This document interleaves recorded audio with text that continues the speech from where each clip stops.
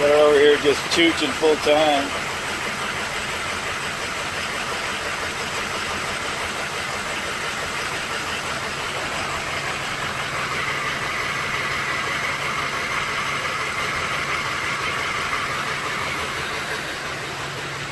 The other side, look at here. Yeah, isn't that nice?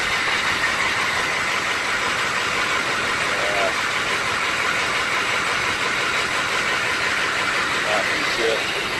So, what I gotta do now, I gotta spin this sucker around. I had a theory of what's wrong with it.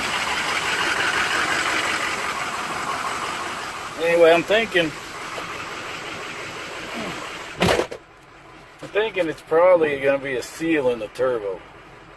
And I did a bunch of research on YouTube, trying to figure out what the hell. And looks like what probably is the issue here is I think there's a seal in the back of the turbo there. The turbine housing, which is driven by the exhaust, which you may or may not know. So, I mean, look at this. Honestly, look at this shit. I drove around this thing yesterday. I stopped at a friggin' red light, and I'm choking women and children. Got them rolling up their windows and getting mad at me.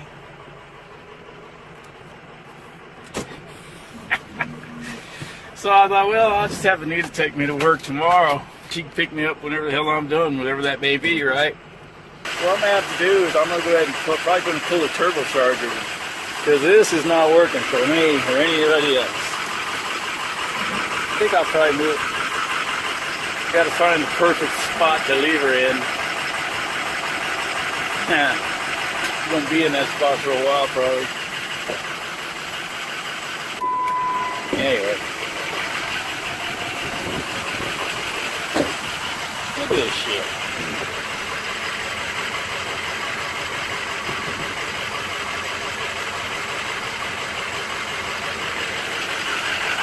From my research, I was able to find out there was a few things that could possibly be. One of them would have been the EGR cooler. It would be probably more intense than this if that was the issue. Man, those things just billow white smoke in that case. But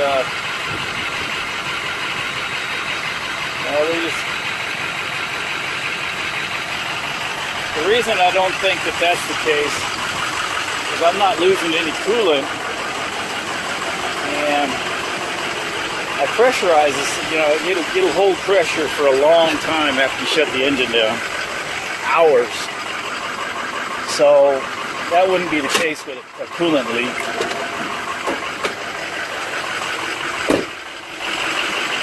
So I really do think we're looking at probably an oil leak, something along those lines. So whatever the hell this thing's major malfunction is these days, I really am leaning towards a turbo seal. Anyway, so that'll be the game for today. I have to let it cool off now that I've let it run like an idiot. Let it cool off a bit, and then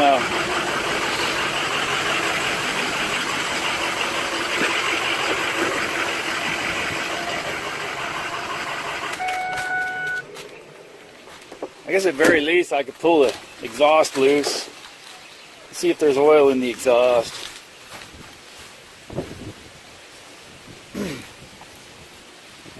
It's not to the point where it's like dripping out the tailpipe or anything. I mean, that's still pretty dry. I don't know if that's good news or bad news, honestly. But I know this, I can't drive it this way. You know, you can't be smoking people out all the time. Full-blown chooch all the freaking time. That's no good. So, yeah, just living the dream. Alright, so as it turned out, I didn't go out and tear the truck down that same day. I gave it another day, give it some more thought. What I decided to do was a few preliminary tests. And I'm going to be using my Autoenginuity setup here. And then I got my ASUX, my $300 ASUX laptop I can plug that into. And so we're going to go ahead and do a few tests. We're going to test for, we're going to do the old injector rattle test. So we'll listen for any differences in the way the injectors clickety-clack. That could identify a problem, a possible problem. And then we're going to do a power balance test with Autoenginuity. And while we're at it, we'll go ahead and check our IPR pressure, all that good stuff. Yeah. ICP pressure, I suppose. We'll be checking all that fun stuff. So, okay. The coolant level is right where we left it yesterday. So, you know, we are not noticing any coolant loss. It has depressurized, but it has been, well, I still heard a little noise when I opened it. I don't know if the camera picked that up. So I'm going to rule out a coolant leak at this point. There's just no way. There's just no way. So that's good news. So then we're going to rule out sticking injectors with these next series of tests, and then assuming it passes all those tests, then we'll proceed to pull the turbo and see if we're busy spewing oil into the exhaust. So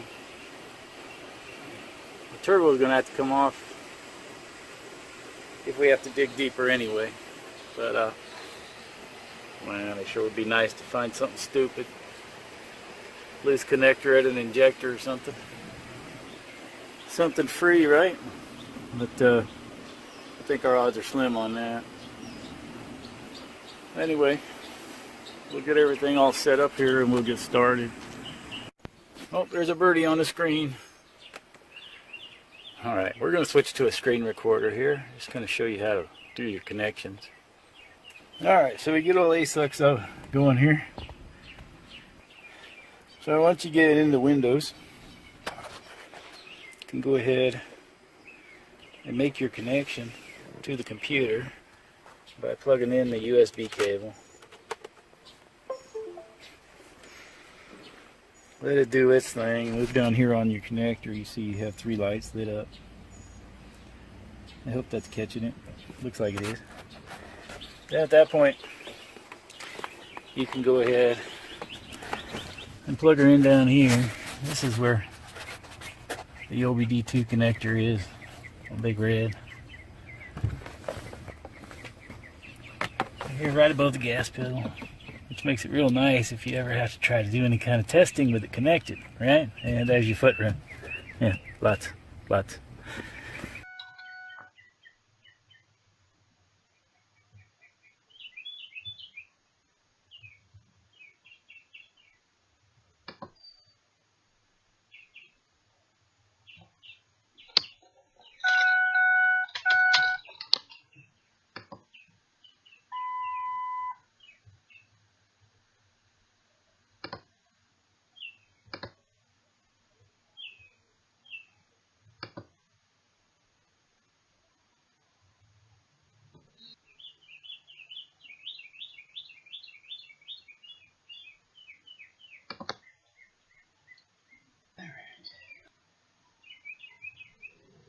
So we come up over here, cylinder 8 circuit.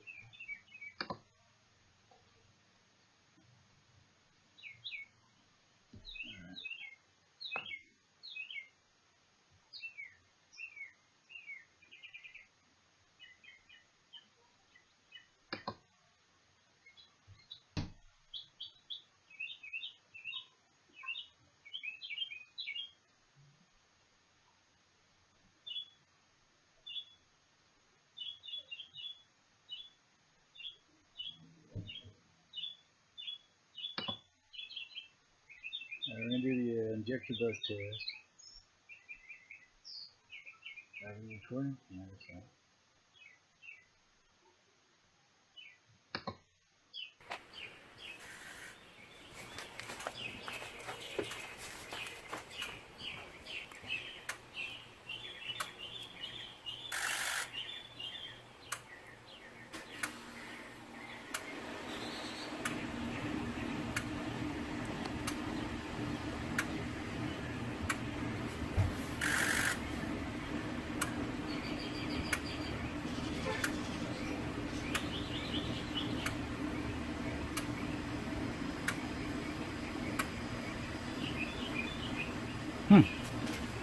Sounded pretty good.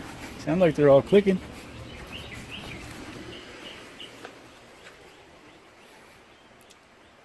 It says here test completed successfully.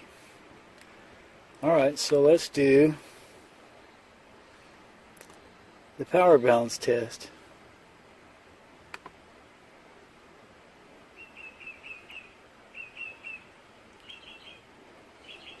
So we'll start it. Initiate it.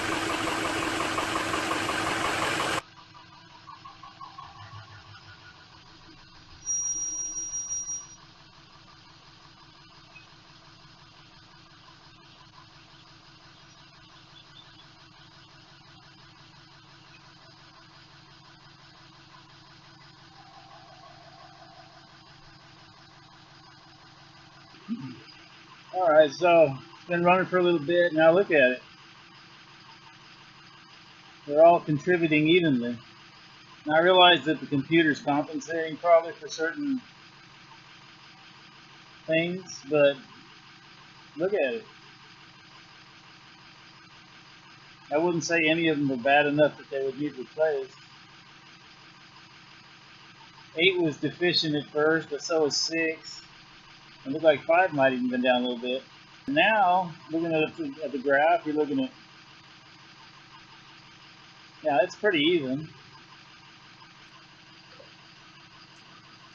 So the next thing to do was to go ahead and make sure we didn't have any deficiency with the FICM. So we're going to be checking the FICM voltage, the vehicle voltage going into the FICM, making sure we got FICM sync. So let's see, 13.5 volts going in. We have FICM sync, and if I get this stuff out of the way here, we could see that we actually have 40, what? We have good voltage coming off the FICM anyway. The IPR is in at 21%. Running about 580 PSI on the high pressure oil, and running at 159.2. So yeah, we're looking at 48 volts coming off that FICM. So we don't have a problem there. Everything looks pretty good. So we'll have to keep looking. Well, with less than stellar, how shall we say, results out of our power balance test and our injector buzz test, seemed like it'd be a good idea to go through and disable the injectors one at a time. So I went through there, and I was hoping the camera would pick it up as the engine stumbled and stuttered and didn't sound too good, and it didn't come out very well. So I just let you know, and I speed it up a little bit so it doesn't take all day to watch it happen. But I went through each injector and disabled it one at a time, and found that each one made the engine run bad, and then re-enable it, cleaned it up again. So that led me to believe that the injectors were all contributing, and that they were all working. So that looks like some more inconclusive evidence of any major issue with the injector system. With all the tests I could think of to conduct here with Autoenginuity complete, about all that was left now was to go ahead and just check again to see if any new codes were set or any of that fun stuff. The only code I really found that would be relevant was we had a code set for poor power balance on the injector number 8. So, so there's something to think about right there. some point, somewhere, number 8 identified itself as having been a weak link. So we'll keep that in consideration as we move forward, but looks like we're still going to need to pull the turbo. One of the keys to working on your Powerstroke diesel here, especially this one here, being 4-wheel drive, yada yada, and me being only 5.5 feet tall, is being able to access the parts you need to fix. So what I found to work quite effectively is using this folding table as a scaffold, and then I would put this fender cover between the table and the truck to keep from marring up the license plate in front of the bumper, things like that. But every time the wind would come up, it would blow the fender cover, and then when I wiggle the table, it would fall, and it's just a hassle. So this time around, I'm going to try something different. I'm just going to go ahead and tack it to the table with these screws and washers. So, yeah, I think 4 will probably do the trick, keep my feet out from under it. And another thing I do here is I got this exercise mat that my daughter left me, and so I'll just go ahead and lay this over the radiator and the hood latch that likes to poke you in the belly, and I'll bungee it down, and I'll have me a place to work.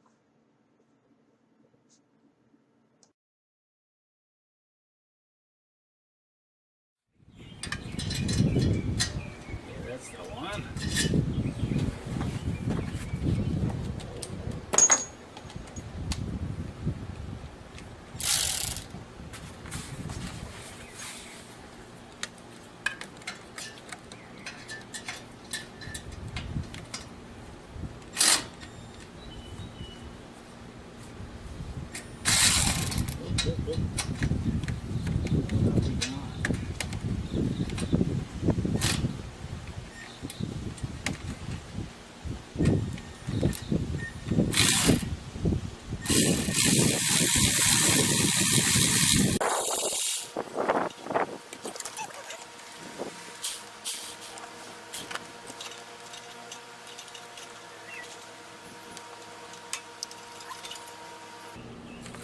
Get him loose.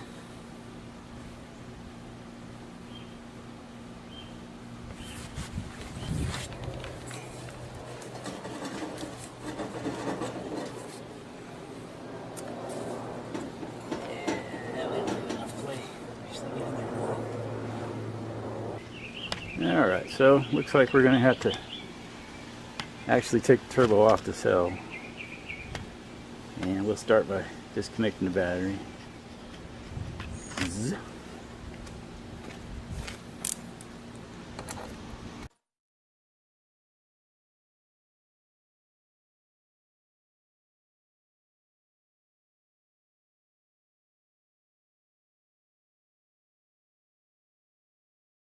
need to get this trigger slapper out of the way.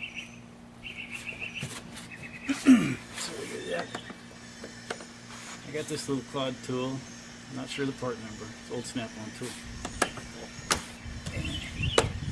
It gets under there and pulls them up. Hopefully without breaking. Add to the expense of this project.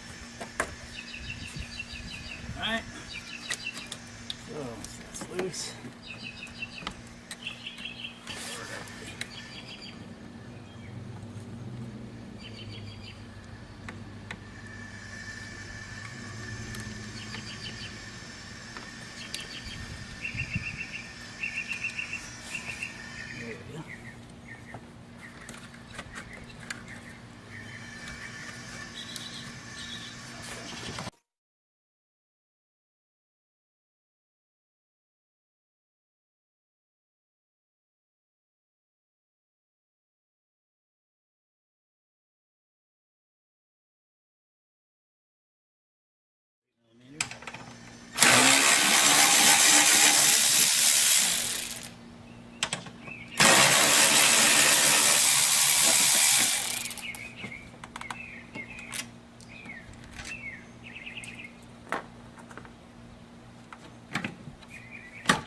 Okay.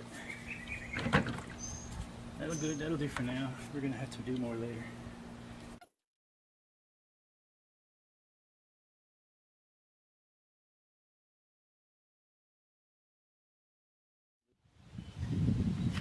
So we got a hold down and some other clamps in there we're going to loosen with this 5/16.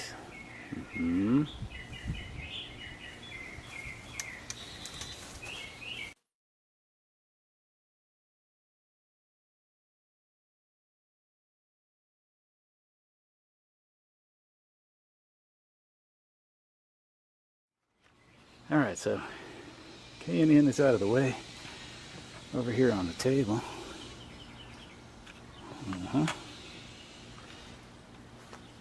I'd rather be lucky than good any day.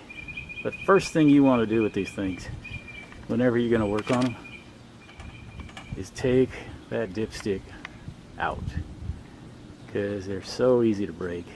I mean, all you have to do is lean on them and you'll break that T off them. So we're going to do that next. Take the dipstick out.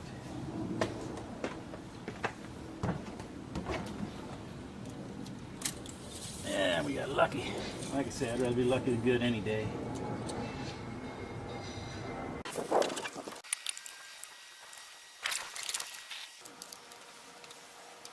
Alright, next thing we're going to do, we're going to use this pry bar. And we're going to lift the valve cover vent tube. We're going to lift that, just lift it straight up out of the valve cover, and then we can remove the clamp and we'll get the rest of the intake off the turbo.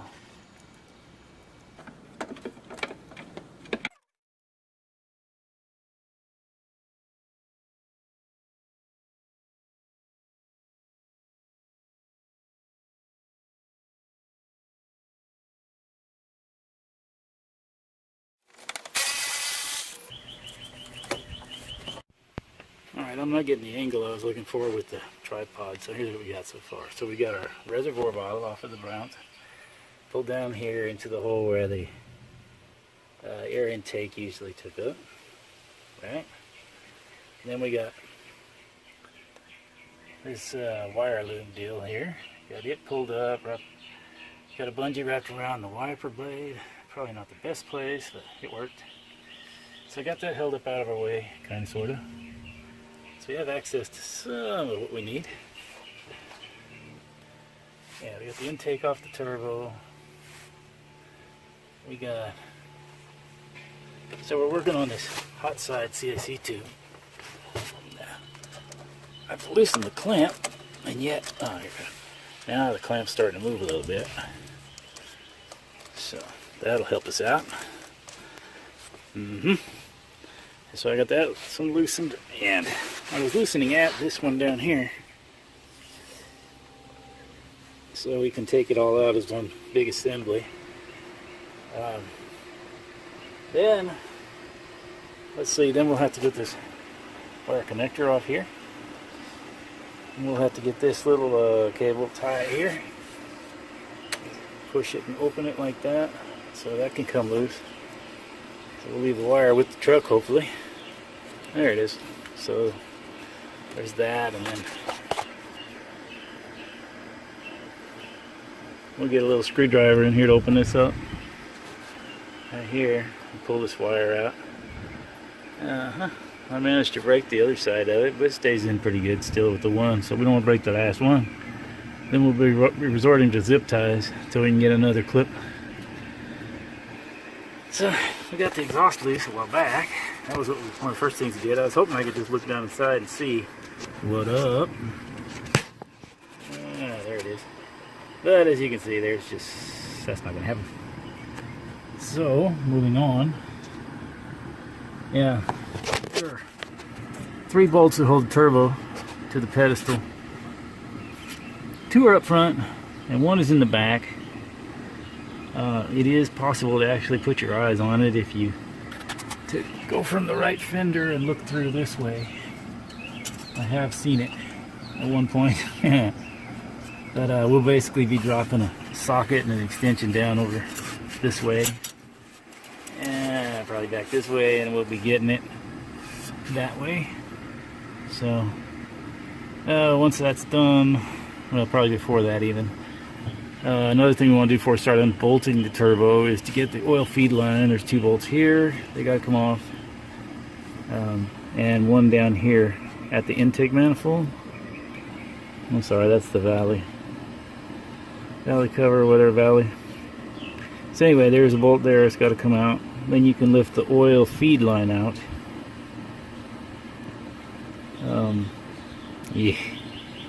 Yeah, we're gonna find a way to cover that hole. Don't want a bunch of crap getting down in there. I'll just take this out. Yeah, that's out.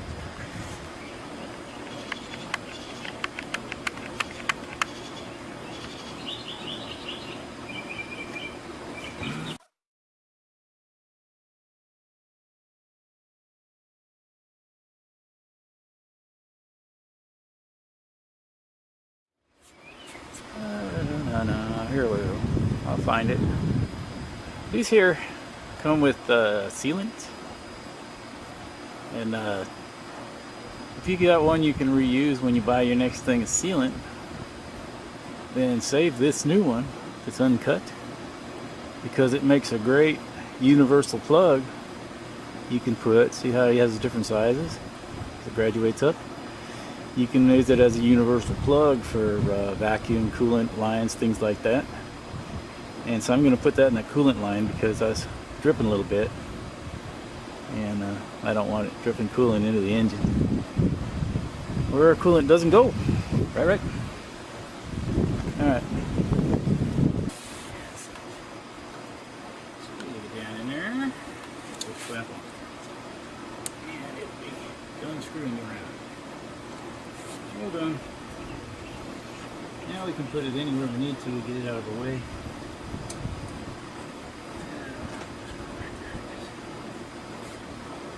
So I'm going to try to clean out the oil feed line there where it goes in black. There's no dirt to fall, and there's no dirt that can fall. That's this carburetor cleaner. Here's on the outside. Maybe not the best thing for it. It'll work. They're spitting on it.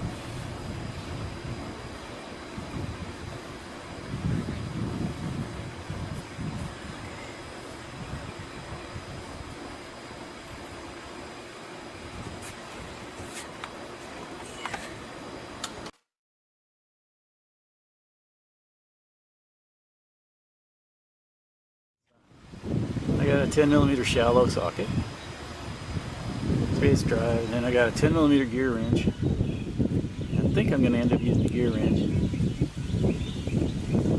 If you're going to own one of these things, invest in a set of these. I happen to get this set here, 10 through, I forget what size. Starts at 10 though, on at Harbor Freight. But it's Pittsburgh. Anyway, you know, as Chinese tools go, they're pretty good. And then you're going to need 8 as well in your collection. So I had to order that separately from eBay. It's an actual gear wrench. Yeah, see, there's not room for this ratchet here. Wrench it back and up. There we go. Maybe. I don't know, it doesn't look like that's going to work either. You might have to get inventive here. Okay. That ain't working. Maybe this way. This way.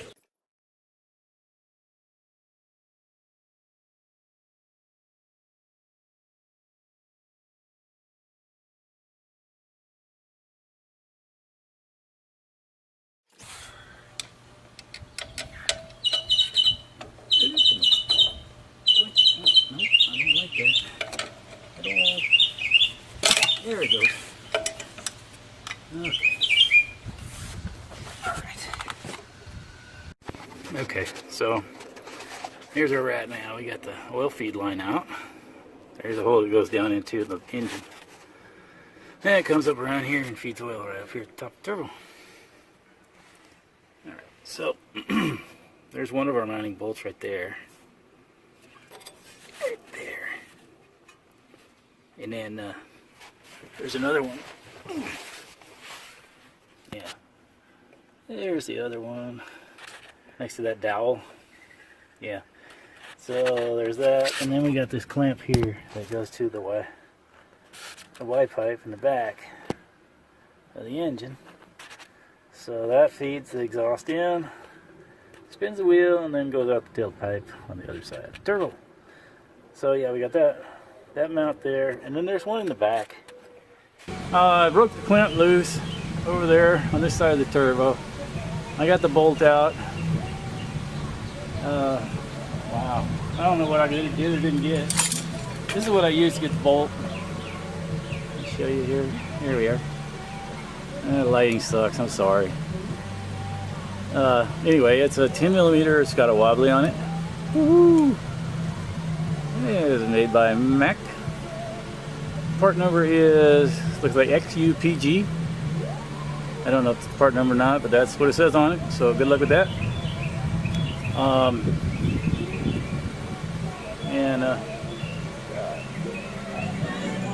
Probably what, 18-inch extension or so. Oh, look at this here. We don't want to miss this. Let's see if I can get zoomed in on it too.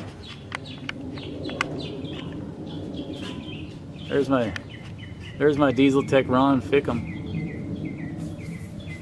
Had my Fickum act up before Ron left us, and he made this custom cover for it. Got like an outline of a Super Duty. It says Diesel Tech Ron on it. Anyway, just wanted to show that off a little bit. Something kind of special. So all we gotta do now is get that rear one. Get that rear bolt out of there. And if I can figure out where I'm at. All I can say is I hope the lighting's better for the movie than it is on this little screen that comes with the camera. So we'll try to keep filming as long as the camera holds out.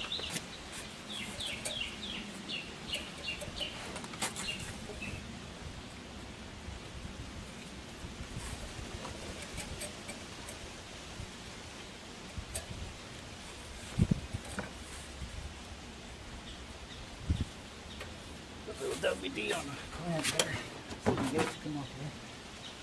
The bolt's out, but the clamp's holding on. So we'll put a little WD in there, and maybe that'll be the trick.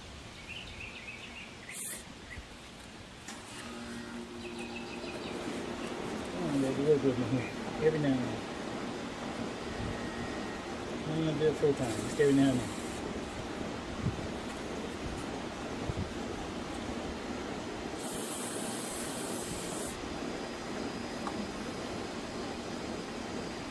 Let that loosen up a little bit. Time to get that bolt out of there, that'll probably be ready.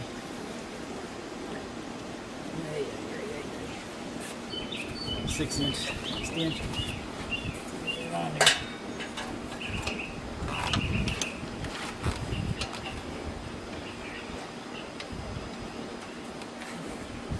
Wow. So then, now we're into the shield. So, next try, we'll do that wobbly and the 6-inch. So that kind of rings a bell as what we've done. So the wobbly, the 6.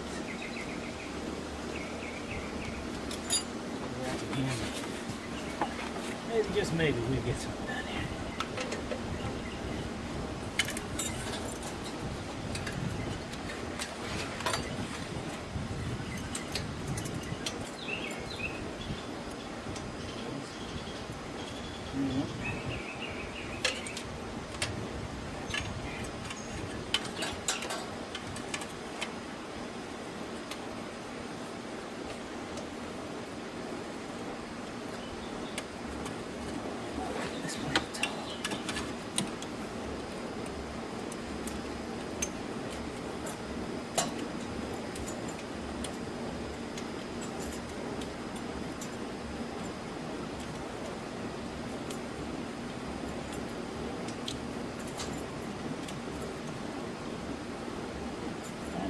Come out and assemble it.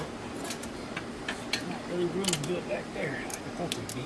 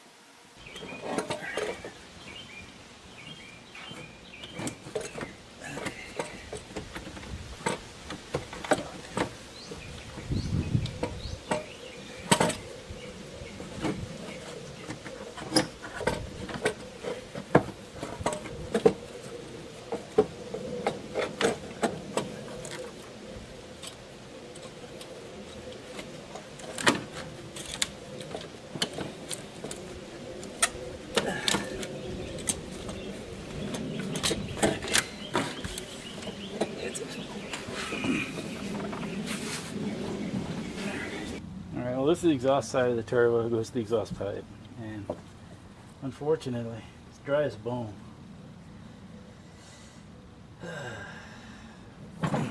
On the other hand,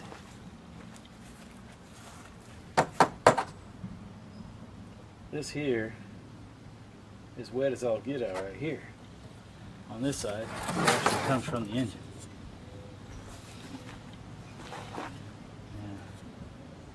Seems to be oil. Smells like oil.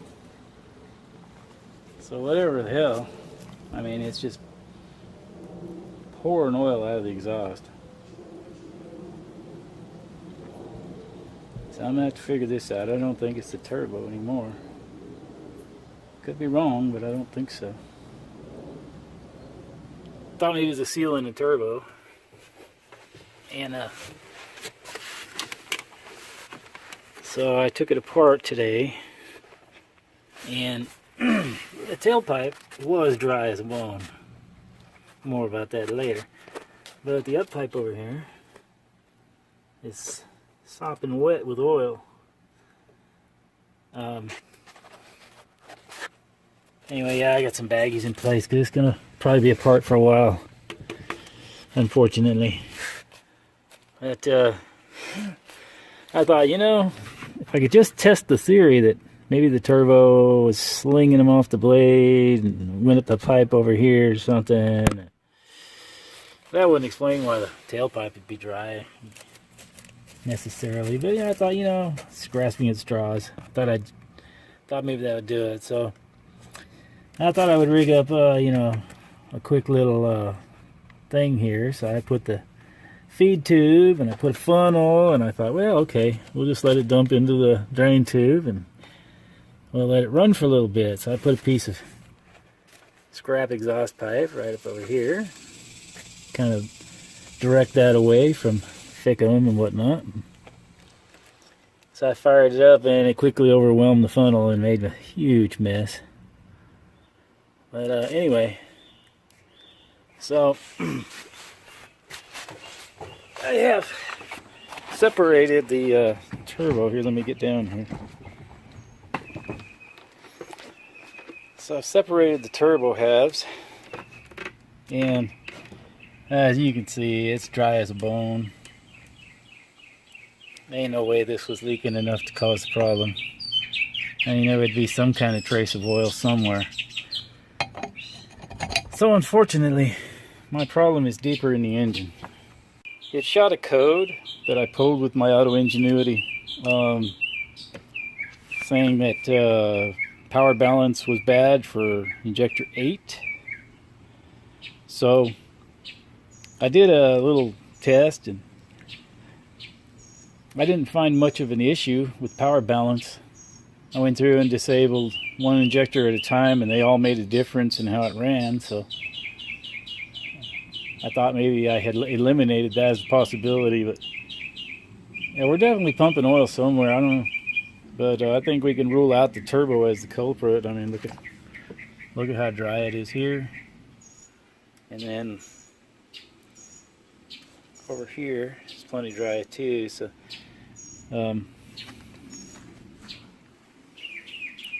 like I say, this is sopping wet. It was wet when it came apart right here, and I don't want to dump it over to show you the exhaust, but I'll show you through this way because I don't want to knock these out. Then I'll have a royal mess on my hands. But I don't really know what to figure at this point. All right, so I was clearly stumped out there, trying to figure out what the deal was, what we might try for fixing Big Red here. So if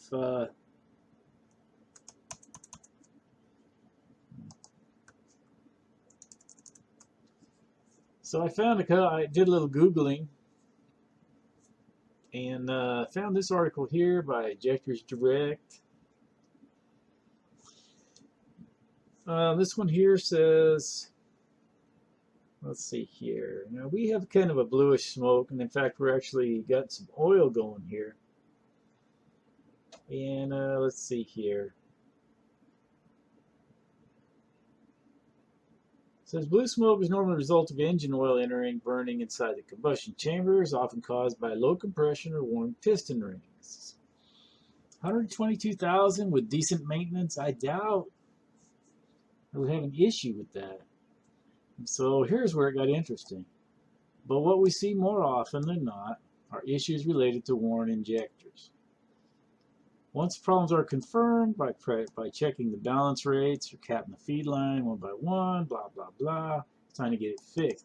Now remember, in our testing, we did find that it had set a code for bad power balance from injector number 8. Now I only had the one cylinder that left the code, and when we verified it, it was a little low at on first startup. Then they all evened out later. So I kind of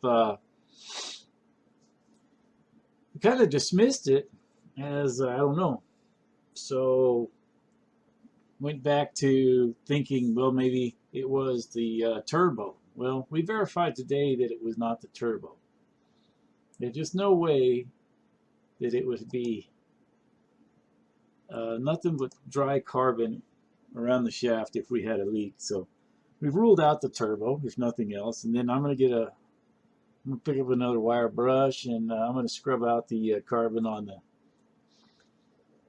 the variable vanes and all that, get it cleaned up. So it's not all for naught, so it's going to be okay. So I also found this article here, and let me see here. All right, so this shows the 5 basic types of 6.0 Powerstroke injector failure. Constant miss and excessive exhaust smoke at idle. Well, we certainly have that, right? It was running a bit rough when we first started it, but then it smooths out once it warms up. And it actually says this would be more pronounced when it's cold. And see here, it says when the mechanical side of the injector breaks or fails, the truck will have a definite miss at idle. The engine will have pronounced lope, and there will usually be a fair amount of grayish blue smoke from the tailpipe. Well, that's us. Sometimes the miss will get better once more throttle and RPM, but usually get worse. There will most likely be a cylinder contribution code stored in PCM indicating which cylinder. So I've taken that and run with it to say, because I mean it boils down to this: we either have a bad injector or the motor itself has gone bad. And since, like I say, it's pretty low mileage for a Powerstroke that's never had any major overheating issues or whatever. So I am going to lean towards just a bad injector. So what I've done is I went to eBay and I got this here replacement fuel injector. I wanted to go with the Motorcraft OEM. This is it was $250, and it let's see here, somewhere here. This is an OEM Ford Motorcraft injector. It's been remanufactured. These exact injectors, these are the exact injectors you would get from the dealership at a fraction of the cost. So you know, I am kind of on a budget. I wouldn't really plan to work on the truck, so you know, here we go. So I went ahead and picked up this one fuel injector, and it's going to be here next week. That's the plan at this point, is to go ahead and replace the number 8 injector. And that's going to be the one on the driver's side, all the way at the back of the engine.